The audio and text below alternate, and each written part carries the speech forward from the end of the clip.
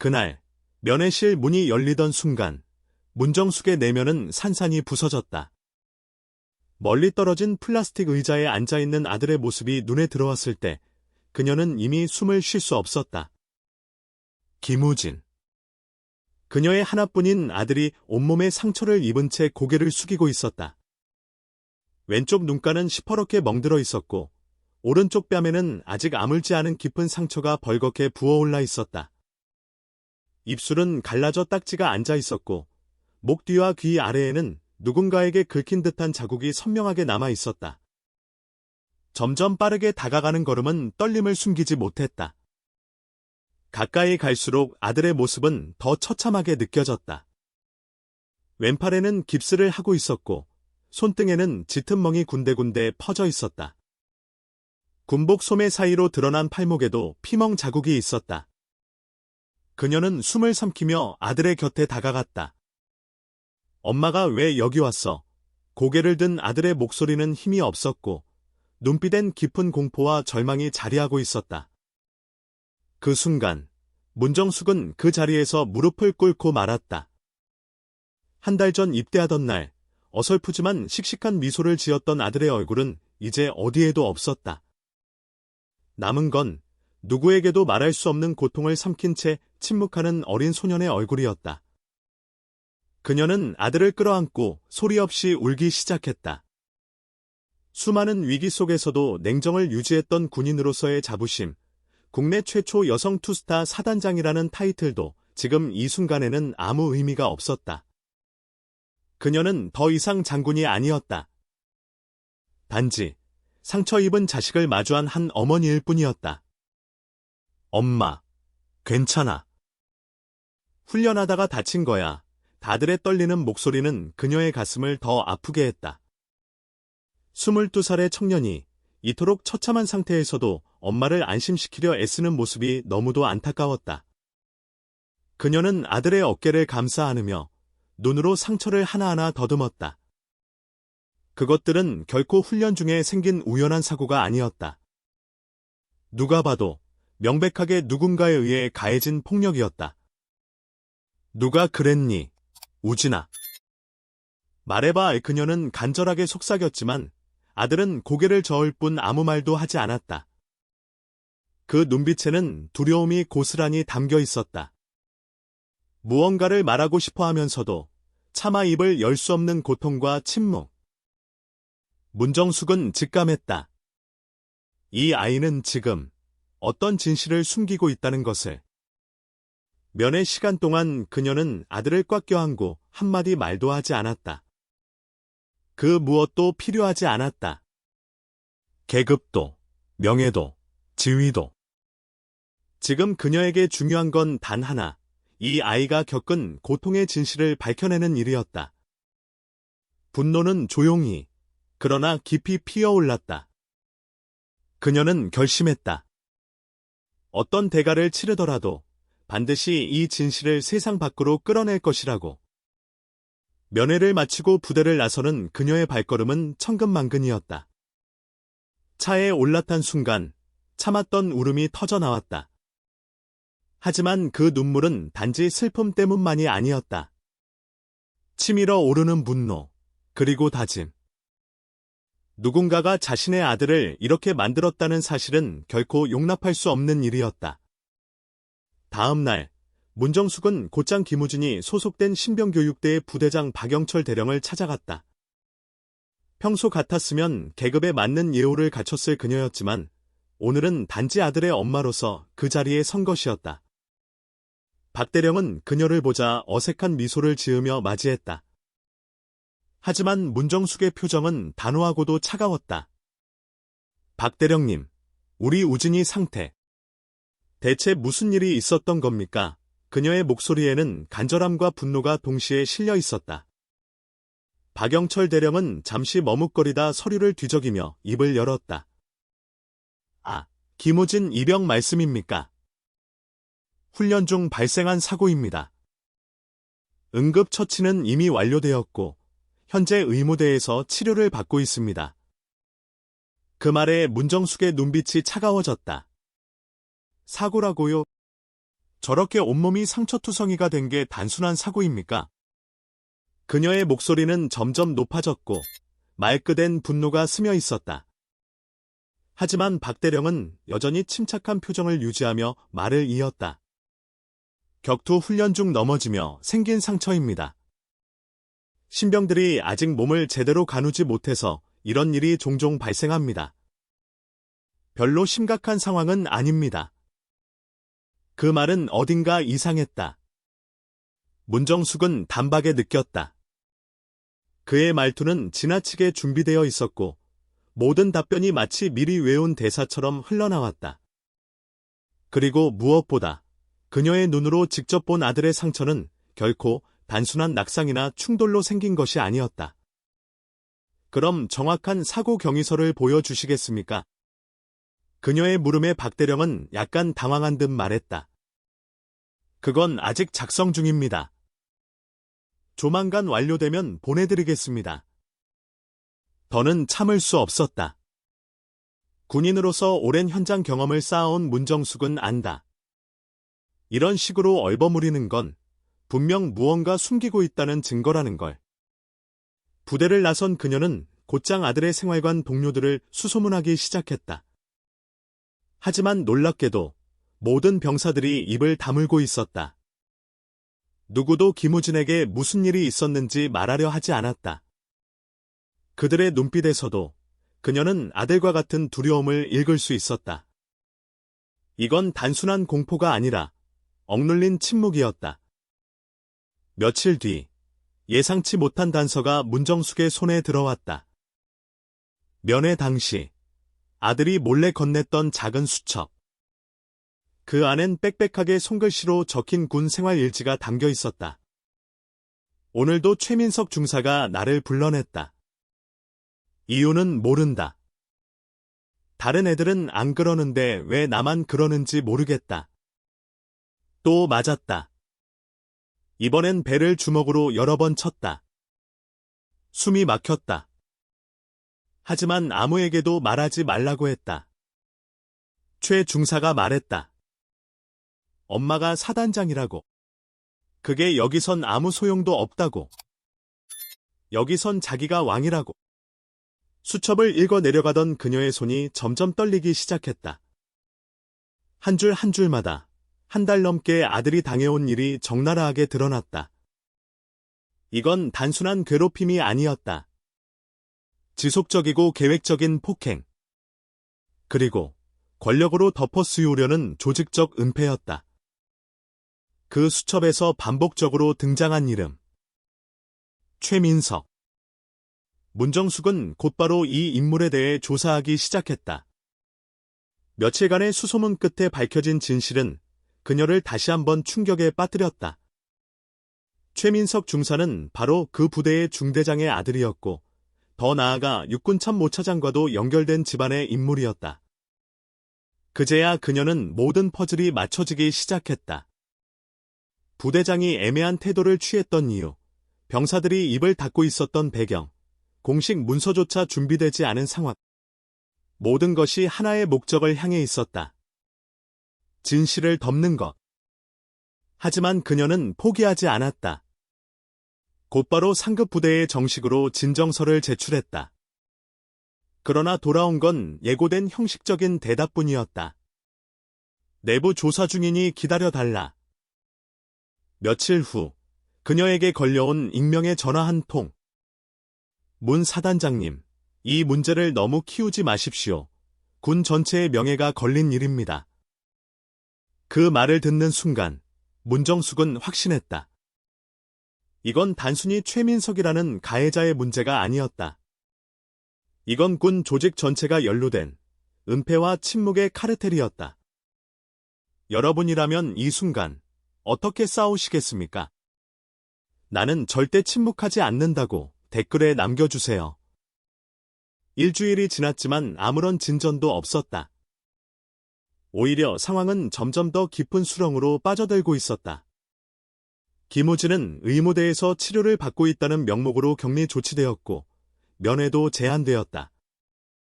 부대 측에서는 치료에 집중해야 한다는 말만 반복했지만 문정숙은 이 모든 것이 진실을 덮기 위한 입막음이라는 것을 직감하고 있었다. 그러던 중 더욱 충격적인 일이 발생했다. 국방부 감찰실에서 문정숙에게 연락이 온 것이다. 그녀가 사단장 직권을 남용의 아들 문제에 개입했다는 이유로 조사를 받아야 한다는 통보였다. 그녀는 참담한 마음으로 감찰관 앞에 섰다. 말도 안 됩니다. 저는 그저 제 아들의 상황을 확인하고 싶었을 뿐입니다. 그녀의 목소리엔 억울함이 가득했지만 돌아온 대답은 냉담했다. 사단장 신분으로 다른 부대의 업무에 개입했고 내부 조사를 방해했다는 신고가 접수되었습니다. 또한 언론에 이 사건을 흘릴 의도가 있다는 첩보도 들어와 있습니다. 그녀는 말문이 막혔다. 피해자 가족이 진실을 밝히려는 것이 직권 남용이라니. 더 이상 이 상황을 상식으로 설명할 수 없었다. 하지만 그녀는 깨달았다. 이 모든 조치들이 놀라울 만큼 치밀하게 짜여 있다는 것을. 누군가는 그녀의 입을 막기 위해 이미 오랜 시간 준비하고 있었던 것이다. 그날 밤, 문정숙은 홀로 집에 앉아 아들이 남긴 일기장을 다시 펼쳤다. 읽을수록 분노는 걷잡을 수 없이 치솟았다. 오늘도 최민석 중사가 나를 부대 뒤로 불러냈다. 배를 여러 번 발로 찼다. 숨이 안 쉬어져 쓰러졌는데도 멈추지 않았다. 세면장에서 머리채를 잡고 세면대에 박았다. 이마에서 피가 났지만 의무대엔 가지 말라고 했다. 같은 생활관 선임들도 다 알고 있다. 하지만 아무도 나서지 않는다. 다들 무서워서 그런 것 같다. 마지막 페이지에는 절망이 묻어 있었다. 엄마, 미안해요. 군대가 이렇게 무서운 곳인 줄 몰랐어요. 매일이 지옥 같아요. 하지만 엄마 걱정시킬까봐 말할 수 없었어요. 문정숙은 일기장을 덮고 고개를 떨구었다. 눈물이 조용히 흐르기 시작했다. 그녀가 20여 년 동안 헌신해온 군 조직. 그녀가 목숨을 걸고 지켜온 이름. 그 모든 것이 이제는 썩어있는 현실로 다가왔다. 이틀 후, 또 한 번의 충격이 그녀를 덮쳤다. 김우진이 응급실로 실려갔다는 소식이었다. 부대 측은 치료 중 갑작스럽게 의식을 잃었다고 설명했지만 문정숙은 도저히 믿을 수 없었다. 병원으로 달려간 그녀는 응급실 침대에 누운 아들의 모습을 보고 다시 주저앉았다. 김우진은 의식을 되찾았지만 눈빛은 완전히 죽어 있었다. 의사는 급성 스트레스 반응으로 인한 정신적 충격이라 진단했다. 우진아, 엄마 왔어. 이제 괜찮아. 그녀가 손을 잡았지만 아들은 그녀를 제대로 바라보지도 못했다. 허공을 보며 중얼거릴 뿐이었다. 또 맞을까봐 무서워요. 제발 여기서 나가게 해주세요. 그 말을 들은 순간 문정숙은 마음 깊숙한 곳에서 결심이 섰다. 이제 조직의 눈치를 보며 조심할 수 있는 상황이 아니었다. 아들이 이렇게 무너져가는데 체면이나 직책은 아무런 의미가 없었다. 바로 그때 그녀의 휴대전화에 알 수 없는 번호로 문자가 도착했다. 내일 오후 3시 신내 카페라운에서 만나요. 김우진 입영 사건의 진실을 알려드릴 정보가 있습니다. 처음엔 의심스러웠지만 문정숙은 지푸라기라도 잡고 싶은 심정으로 그 문자를 바라보았다. 이제 당신의 차례입니다. 나라도 그 길을 선택했을 거야라고 적어주세요. 혹시나 하는 마음으로 문정숙은 약속 장소로 향했다. 아들을 이렇게 만든 진실을 밝히기 위해서라면 어떤 위험이라도 감수할 수 있었다. 다음 날 오후, 그녀는 조용한 동네의 작은 카페에 도착했다. 한쪽 구석자리에 앉아 기다리던 중 30대 중반으로 보이는 남성이 조심스럽게 다가왔다. 그는 주위를 둘러본 뒤 조용히 말했다. 문 사단장님이시죠? 저는 강세훈입니다. 그 이름은 낯설지 않았다. 어디선가 들어본 기억이 스쳤다. 혹시 아프가니스탄 파병 때? 맞습니다. 그때 장군님께서 제 목숨을 구해주셨죠. 그는 과거 문정숙이 지휘관으로 있었던 시절 함께 작전에 투입되었던 정보 요원이었고 적군의 매복 공격에 당해 생명이 위태로웠던 순간 문정숙이 직접 구조작전을 지휘해 그를 구해낸 적이 있었다. 지금은 전역의 민간인의 신분이지만 그는 여전히 군 내부와 연결된 정보망을 갖고 있었다. 김우진 이병 사건의 전말 알고 있습니다. 그는 테이블 위에 작은 USB를 올려놓았다. 문정숙은 손끝이 떨리는 것을 느꼈다. 이 작은 저장 장치 안에 아들의 진실이 담겨 있다는 생각에 가슴이 뛰기 시작했다. 강세호는 다시 한번 주위를 살핀 뒤 낮은 목소리로 속삭였다. 장군님, 이 사건은 생각보다 훨씬 복잡합니다. 최민석 중사는 단순한 가해자가 아닙니다. 그 뒤에는 거대한 카르텔이 있어요. 문정숙은 숨을 깊게 들이마셨다. 이미 어느 정도 짐작하고 있었지만 그 말이 현실이 되자 충격은 훨씬 더 컸다. 구체적으로 어떤 내용인가요? USB 안에 다 들어 있습니다. 김우진 이병을 괴롭히는 음성 녹음, 상급자들이 사건을 은폐하려는 대화, 전부요. 강세훈의 설명에 따르면 그는 전역 후에도 군 내부의 부정과 부패를 감시하는 일을 해오고 있었고 우연히 김우진 사건을 알게 되며 과거 받은 은혜를 갚기 위해 증거를 모으기 시작했다고 했다.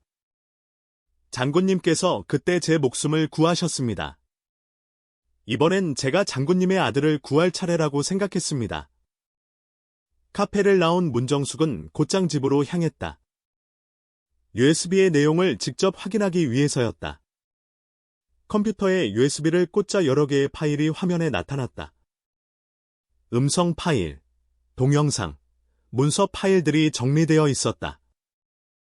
첫 번째 음성 파일을 재생한 순간 그녀의 얼굴은 그대로 굳어버렸다. 아, 김우진. 내 엄마가 사단장이라고. 여기선 아무 소용없어. 내가 고지야. 알겠어. 최민석 중사의 목소리였다. 이어서 들려온 건 무언가를 때리는 소리, 그리고 김우진의 신음이었다. 제발, 그만해주세요. 제가 뭘 잘못했나요? 잘못했어야 때리냐? 기분 나쁘면 때리는 거야. 내 엄마한테 이 일 말하면 너 죽어. 녹음은 계속되었다. 그의 목소리에는 잔혹함이 그대로 묻어 있었고 그 폭력은 단순한 군기잡기의 수준을 훨씬 넘어서 있었다. 그건 고의적이고 지속적인 가학이었다. 두 번째 파일을 재생했을 때 문정숙은 말문이 막혔다. 이번에는 부대 간부들의 대화였다. 그들은 명백하게 사건을 은폐하려는 의도를 드러내고 있었다. 박 대령, 이 사건은 절대 밖으로 새어나가면 안 됩니다. 최민석이 누구 조카인지 아시지 않습니까? 알고 있습니다. 하지만 피해자 어머니가 사단장이라 쉽게 끝날 것 같지는 않은데요. 그래서 지금 감찰실에서 문정숙 사단장을 조사하고 있지 않습니까? 오히려 그쪽이 직권남용을 한 걸로 만들어야 합니다. 지금 이 순간, 이 진실을 들은 당신이라면 어떤 행동을 하시겠습니까? 이대로 두면 안 된다고 댓글에 적어주세요. 문정숙은 주먹을 불끈 쥐었다. 그들은 자신들이 저지른 범죄를 감추기 위해 피해자의 가족을 가해자로 몰아가고 있었다. 그것은 단순한 회피가 아닌 치밀하게 계획된 조직적 조작이었다. 세 번째 파일은 그녀의 숨을 멎게 만들었다. 육군 참모차장과 관련된 대화가 녹음되어 있었다. 각하, 최민석 건은 어떻게 처리하실 겁니까? 당연히 덮어야지. 내 조카가 군법회의에 서게 할 수는 없어. 피해자 측에서 문제를 제기하면 오히려 그쪽을 문제 삼아. 이미 문정숙 사단장에 대한 감찰 조사가 시작됐잖아. 잘하셨습니다. 이번 기회에 그 여자도 정리하는 게 좋겠군요. 더 이상 들을 수 없었다. 그녀가 몸담아온 조직, 신념을 다해 지켜온 군대의 속살이 이토록 부패해 있었다는 사실에 문정숙은 절망과 분노 사이에서 흔들렸다. 하지만 동시에 묘한 희망이 피어올랐다. 이제 진실을 입증할 결정적 증거가 있었다. 마침내 무너져가던 정의의 균형을 되돌릴 힘이 생긴 것이다. 마지막 파일은 부대 내부의 CCTV 영상이었다. 화질은 좋지 않았지만 화면 속에는 분명히 최민석 중사가 김우진을 구타하는 장면이 담겨 있었다. 이 영상 하나만으로도 모든 것을 증명할 수 있었다. 모든 파일을 확인한 뒤 문정숙은 책상 앞에 앉아 깊은 생각에 잠겼다. 이 증거들을 어떻게 활용해야 할지, 그리고 어떤 방법으로 세상의 진실을 알릴 수 있을지. 그러나 한 가지는 분명했다. 더 이상은 물러설 수 없다는 것. 바로 그때 그녀의 휴대전화가 울렸다. 발신자는 국방부 감찰실이었다. 문 사단장님, 내일 오전 10시까지 출석하시기 바랍니다. 직권 남용 혐의에 대한 정식 조사를 시작하겠습니다. 전화를 끄는 문정숙은 씁쓸하게 웃었다. 진실을 밝히려는 자신을 범죄자로 만들려는 시도였다. 그러나 이제는 두렵지 않았다. 그녀의 손엔 진실이라는 가장 강력한 무기가 있었다. 좋아. 한번 붙어보자. 그녀는 USB를 안전한 장소에 보관하고 다음 날 조사를 준비하기 시작했다. 이제 진짜 전쟁이 시작되는 순간이었다. 다음 날 아침, 문정숙은 평소보다 더 일찍 일어났다. 군복을 차려입고 거울 앞에 섰다. 오늘은 단순한 하루가 아니었다.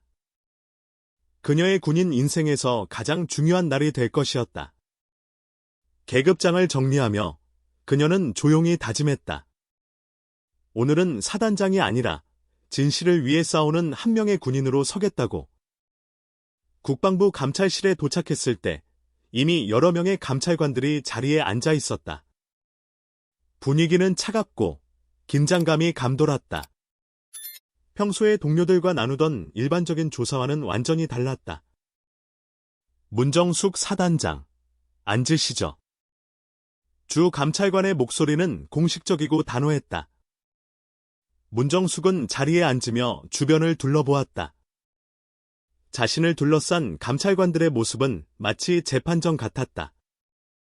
사단장께서 최근 타부대 업무에 개입하여 지휘체계를 혼란시켰다는 신고가 접수되었습니다.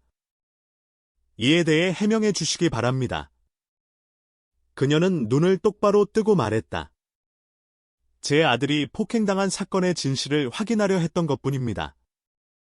이것이 어떻게 직권 남용이 될 수 있습니까? 감찰관들은 아무런 표정 없이 서류를 넘기며 다음 질문을 이어갔다. 사단장 신분으로 해당 부대를 방문하여 압박을 가했다는 증언이 있습니다. 또한 언론에 이 사건을 흘리려 했다는 정황도 포착되었습니다. 언론에 흘리다니요. 저는 그런 적이 없습니다. 단지 제 아들에게 무슨 일이 있었는지 알고 싶었을 뿐입니다. 그러나 감찰관들의 추궁은 끝날 기미를 보이지 않았다.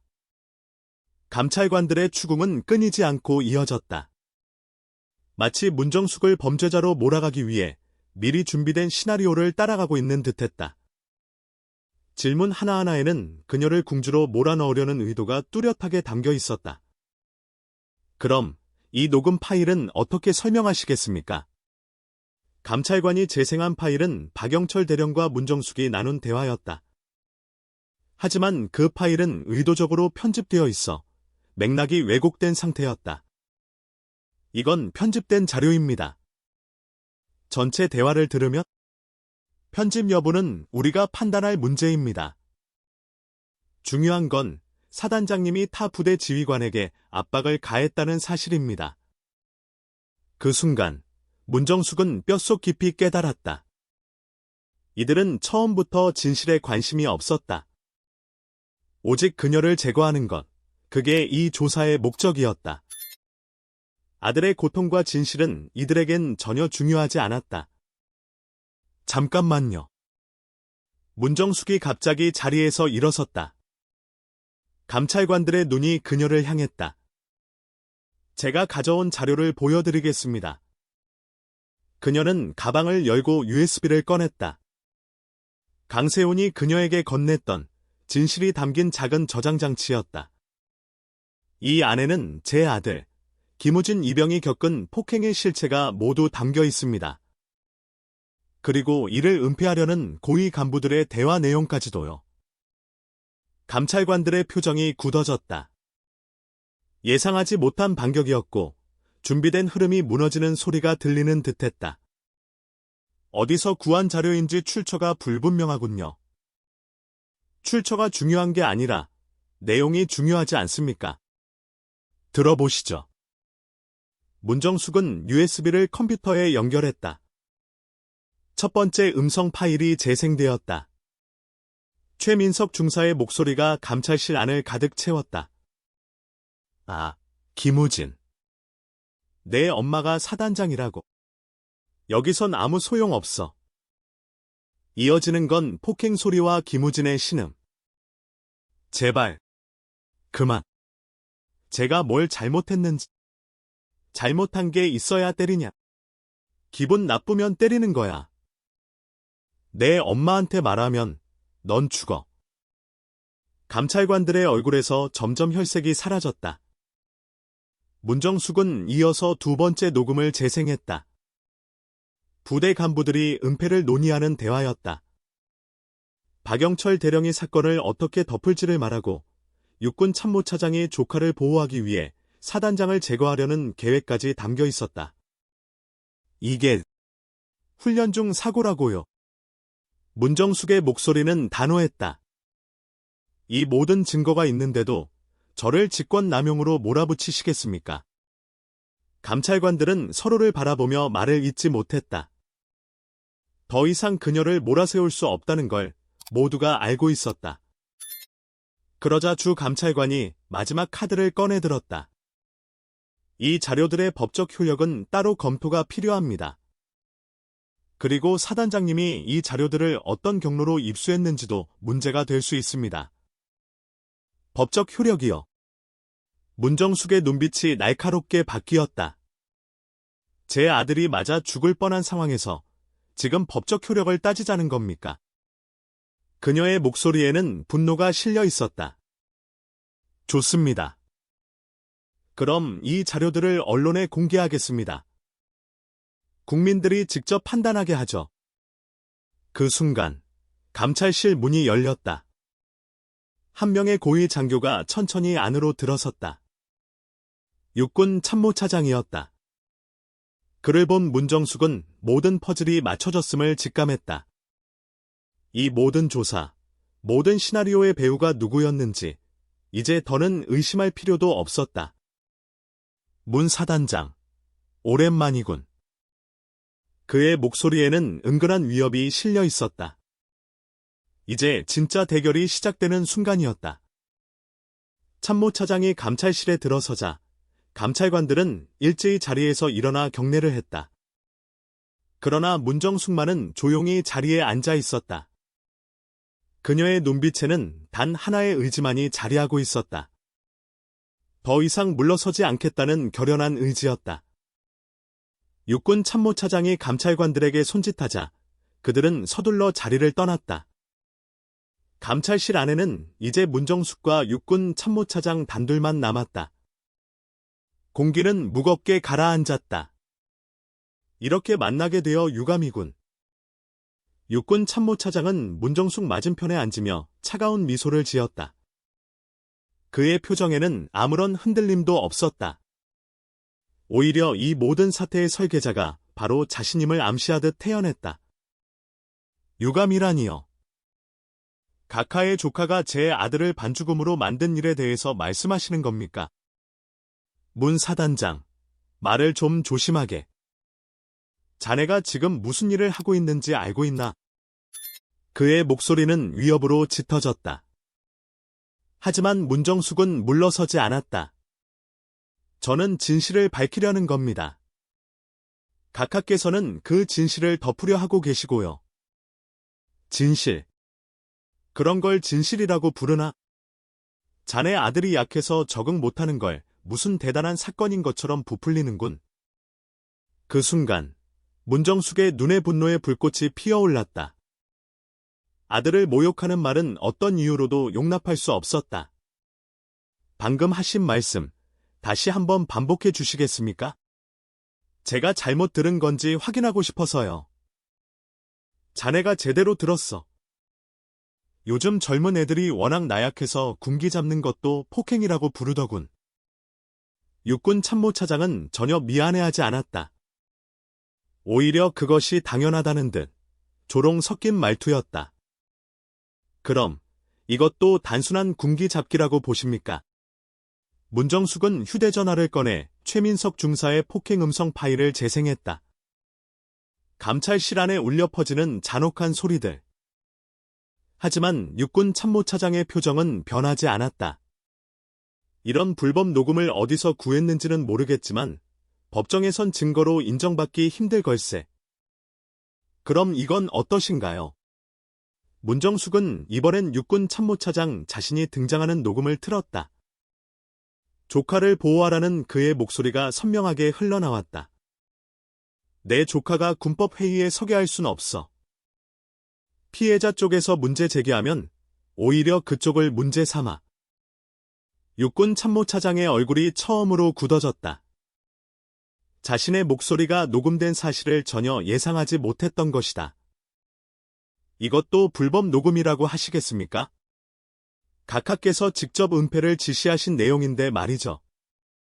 문 사단장, 자네가 뭘 하려는지 알겠지만 소용없을 거야. 이런 자료들 가지고 설쳐봤자 자네만 다친다.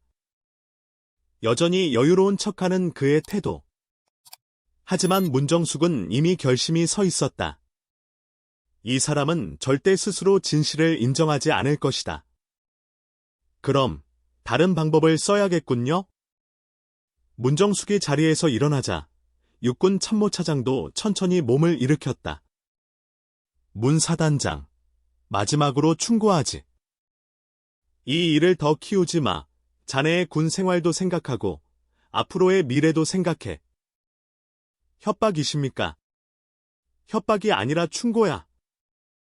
현명한 선택을 하길 바란다. 육군 참모차장이 나가고 난 뒤에도 문정숙은 한동안 그 자리에 앉아 있었다. 이제 정말 선택의 순간이 왔음을 직감했다. 조직과 타협하고 조용히 넘어갈 것인가? 아니면 끝까지 진실을 위해 싸울 것인가? 바로 그때 휴대전화가 울렸다. 병원에서 온 연락이었다. 김우진의 상태가 급격히 악화되어 정신과 응급치료가 필요하다는 내용이었다. 그 소식을 들은 순간 문정숙은 더 이상 망설이지 않았다. 감찰실을 나선 그녀는 곧장 기자들에게 연락을 취했다. 이제 정면 승부를 할 시간이었다. 조직의 힘으로 진실을 밝힐 수 없다면 국민의 힘을 빌려서라도 해내겠다는 각오였다. 안녕하세요. 연합뉴스 김 기자입니다. 저는 문정숙 사단장입니다. 군 내부의 조직적인 폭행 사건과 그 은폐 시도에 대해 제보하고 싶습니다. 문정숙의 목소리는 흔들림이 없었다. 수화기 너머로 기자의 놀란 기색이 그대로 전해졌다. 현직 사단장이 직접 언론에 내부 고발을 하는 일은 그야말로 전례가 없는 일이었다. 내일 오후 2시에 기자회견을 열겠습니다. 모든 증거 자료를 공개할 예정이니 많은 관심 부탁드립니다. 전화를 끊은 그녀는 깊게 숨을 들이쉬었다. 이제는 돌아갈 수 없는 강을 건넌 셈이었다. 하지만 후회는 없었다. 이건 아들을 위한 일이었고 동시에 썩어가는 조직을 바로잡기 위한 싸움이었기에 반드시 해내야만 했다. 그날 밤 문정숙은 병원으로 향했다. 기자회견을 하루 앞둔 밤 마지막으로 아들의 눈을 보며 용기를 얻고 싶었다. 정신과 병동의 복도는 고요했다. 가끔 들리는 의료진의 발소리만이 정막을 깨뜨리고 있었다. 참모차장이 감찰실에 들어서자 감찰관들은 일제히 자리에서 일어나 경례를 했다. 그러나 문정숙만은 조용히 자리에 앉아 있었다. 그녀의 눈빛에는 단 하나의 의지만이 자리하고 있었다. 더 이상 물러서지 않겠다는 결연한 의지였다. 육군 참모차장이 감찰관들에게 손짓하자 그들은 서둘러 자리를 떠났다. 감찰실 안에는 이제 문정숙과 육군 참모차장 단둘만 남았다. 공기는 무겁게 가라앉았다. 이렇게 만나게 되어 유감이군. 육군 참모차장은 문정숙 맞은편에 앉으며 차가운 미소를 지었다. 그의 표정에는 아무런 흔들림도 없었다. 오히려 이 모든 사태의 설계자가 바로 자신임을 암시하듯 태연했다. 유감이라니요. 각하의 조카가 제 아들을 반죽음으로 만든 일에 대해서 말씀하시는 겁니까? 문 사단장, 말을 좀 조심하게. 자네가 지금 무슨 일을 하고 있는지 알고 있나? 그의 목소리는 위협으로 짙어졌다. 하지만 문정숙은 물러서지 않았다. 저는 진실을 밝히려는 겁니다. 각하께서는 그 진실을 덮으려 하고 계시고요. 진실. 그런 걸 진실이라고 부르나? 자네 아들이 약해서 적응 못하는 걸 무슨 대단한 사건인 것처럼 부풀리는군. 그 순간 문정숙의 눈에 분노의 불꽃이 피어올랐다. 아들을 모욕하는 말은 어떤 이유로도 용납할 수 없었다. 방금 하신 말씀 다시 한번 반복해 주시겠습니까? 제가 잘못 들은 건지 확인하고 싶어서요. 자네가 제대로 들었어. 요즘 젊은 애들이 워낙 나약해서 군기 잡는 것도 폭행이라고 부르더군. 육군 참모차장은 전혀 미안해하지 않았다. 오히려 그것이 당연하다는 듯 조롱 섞인 말투였다. 그럼 이것도 단순한 군기 잡기라고 보십니까? 문정숙은 휴대전화를 꺼내 최민석 중사의 폭행 음성 파일을 재생했다. 감찰실 안에 울려 퍼지는 잔혹한 소리들. 하지만 육군 참모차장의 표정은 변하지 않았다. 이런 불법 녹음을 어디서 구했는지는 모르겠지만 법정에선 증거로 인정받기 힘들 걸세. 그럼 이건 어떠신가요? 문정숙은 이번엔 육군 참모차장 자신이 등장하는 녹음을 틀었다. 조카를 보호하라는 그의 목소리가 선명하게 흘러나왔다. 내 조카가 군법회의에 서게 할 순 없어.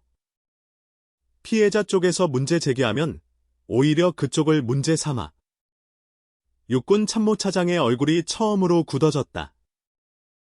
자신의 목소리가 녹음된 사실을 전혀 예상하지 못했던 것이다. 이것도 불법 녹음이라고 하시겠습니까? 각하께서 직접 은폐를 지시하신 내용인데 말이죠. 문 사단장, 자네가 뭘 하려는지 알겠지만 소용없을 거야. 이런 자료들 가지고 설쳐봤자 자네만 다친다. 여전히 여유로운 척하는 그의 태도. 하지만 문정숙은 이미 결심이 서 있었다. 이 사람은 절대 스스로 진실을 인정하지 않을 것이다. 그럼 다른 방법을 써야겠군요. 문정숙이 자리에서 일어나자 육군 참모차장도 천천히 몸을 일으켰다. 문 사단장, 마지막으로 충고하지. 이 일을 더 키우지 마. 자네의 군 생활도 생각하고 앞으로의 미래도 생각해. 협박이십니까? 협박이 아니라 충고야. 현명한 선택을 하길 바란다. 육군 참모차장이 나가고 난 뒤에도 문정숙은 한동안 그 자리에 앉아 있었다. 이제 정말 선택의 순간이 왔음을 직감했다. 조직과 타협하고 조용히 넘어갈 것인가? 아니면 끝까지 진실을 위해 싸울 것인가? 바로 그때 휴대전화가 울렸다. 병원에서 온 연락이었다. 김우진의 상태가 급격히 악화되어 정신과 응급치료가 필요하다는 내용이었다. 그 소식을 들은 순간 문정숙은 더 이상 망설이지 않았다. 감찰실을 나선 그녀는 곧장 기자들에게 연락을 취했다. 이제 정면 승부를 할 시간이었다. 조직의 힘으로 진실을 밝힐 수 없다면 국민의 힘을 빌려서라도 해내겠다는 각오였다. 안녕하세요. 연합뉴스 김 기자입니다. 저는 문정숙 사단장입니다. 군 내부의 조직적인 폭행 사건과 그 은폐 시도에 대해 제보하고 싶습니다. 문정숙의 목소리는 흔들림이 없었다. 수화기 너머로 기자의 놀란 기색이 그대로 전해졌다. 현직 사단장이 직접 언론에 내부 고발을 하는 일은 그야말로 전례가 없는 일이었다. 내일 오후 2시에 기자회견을 열겠습니다. 모든 증거 자료를 공개할 예정이니 많은 관심 부탁드립니다. 전화를 끄는 그녀는 깊게 숨을 들이쉬었다. 이제는 돌아갈 수 없는 강을 건넌 셈이었다. 하지만 후회는 없었다. 이건 아들을 위한 일이었고 동시에 썩어가는 조직을 바로잡기 위한 싸움이었기에 반드시 해내야만 했다. 그날 밤 문정숙은 병원으로 향했다. 기자회견을 하루 앞둔 밤 마지막으로 아들의 눈을 보며 용기를 얻고 싶었다. 정신과 병동의 복도는 고요했다. 가끔 들리는 의료진의 발소리만이 정막을 깨뜨리고 있었다. 쏟아졌다.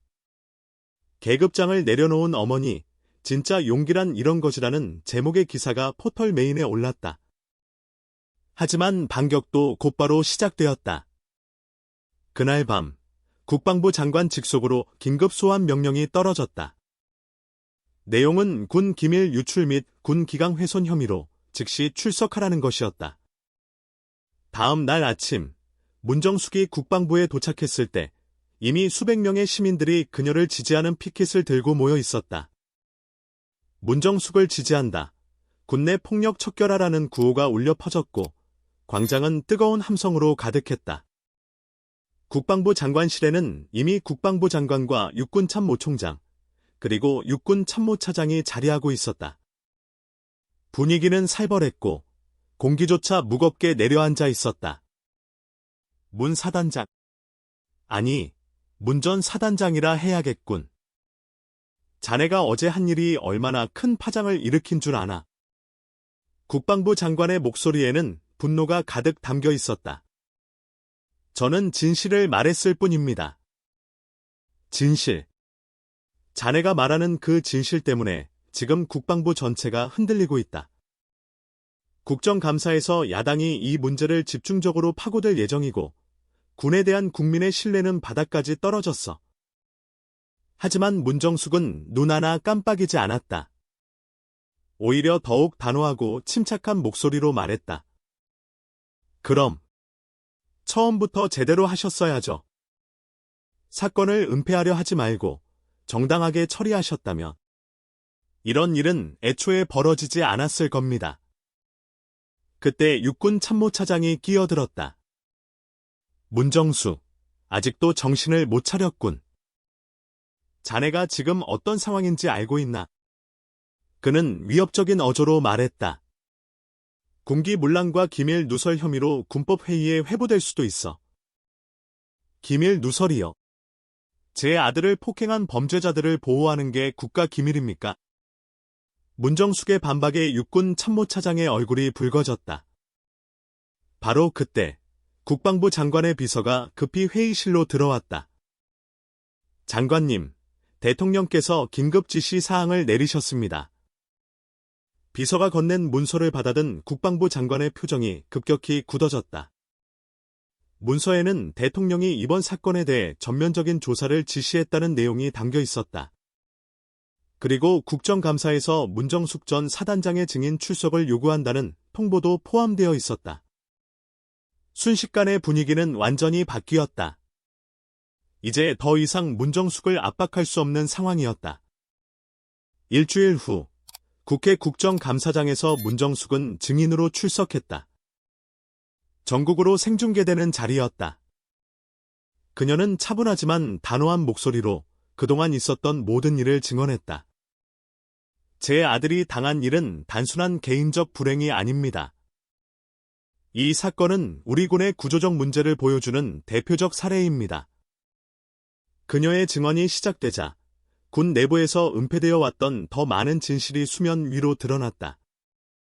최민석 중사가 이전에도 여러 차례 후임병을 폭행했지만 그때마다 조직적으로 묻혔다는 사실.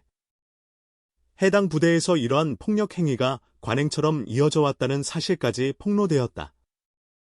결국 육군 참모차장은 자리에서 물러났고 최민석 중사와 관련 간부들은 모두 군법회의에 회부되었다. 박영철 대령 또한 사건 은폐 혐의로 처벌을 받게 되었다. 한 달 후, 문정숙은 아들이 입원해 있는 병원을 다시 찾았다. 김우진의 상태는 많이 호전되어 있었다. 꾸준한 정신과 치료 덕분에 그의 얼굴에는 점점 밝은 기색이 돌아오고 있었다. 엄마, 뉴스 봤어. 엄마가 정말 대단한 일을 해냈구나. 김우진의 목소리에는 예전의 생기가 되살아나고 있었다. 우진아, 엄마가 한 게 아니야. 우리 둘이 함께 해낸 거야. 엄마, 나 다시 군대에 돌아가고 싶어. 그 말을 들은 문정숙은 놀랐다. 그렇게 끔찍한 일을 겪고도 다시 그곳으로 돌아가겠다고 말하는 아들을 이해하기 어려웠다. 정말이야. 괜찮겠어. 응, 이제는 달라질 거라고 믿어. 그리고 나도 그 변화에 동참하고 싶어. 엄마가 시작한 일을 내가 이어가고 싶어. 그 말을 들은 문정숙은 아들을 꼭 안아주었다. 그 순간 그녀는 아들이 정말 많이 성장했음을 느꼈다. 몇 개월 후 문정숙은 국방부 인권감독관이라는 새로운 직책을 맡게 되었다. 군 내 인권 문제를 전담하는 부서가 새로 만들어진 것이다. 더 이상 계급장은 없었지만 지금까지의 어떤 역할보다도 의미 있는 일이었다. 김우진은 완전히 회복한 후 다시 군에 복무했고 현재는 후임병들의 인권을 보호하는 업무에 앞장서고 있다. 그의 이야기는 수많은 장병들에게 용기와 희망을 전해주고 있다. 어느 날 저녁, 문정숙은 아들과 함께 한강을 걷고 있었다. 우진아, 후회하지 않니? 그때 그냥 참고 넘어갔다면 평범하게 지낼 수 있었을 텐데. 아들은 고개를 끄덕이며 말했다.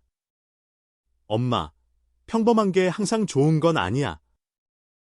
때로는 용기를 내서 옳은 일을 해야 할 때가 있는 것 같아. 그 말을 들으며 문정숙은 미소 지었다.